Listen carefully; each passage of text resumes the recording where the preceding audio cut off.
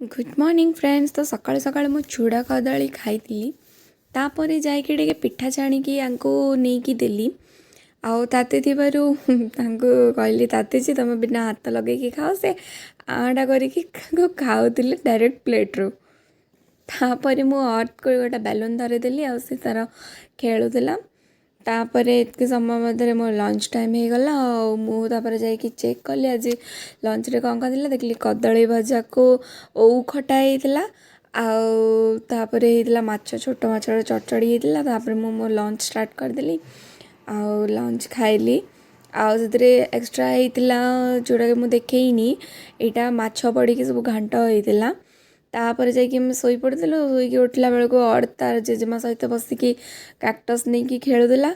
Evening रे मु marketing करने को जाइली आठू आनी चिकेन पकोड़ा जोटा कि मु रात डिनर रे करी।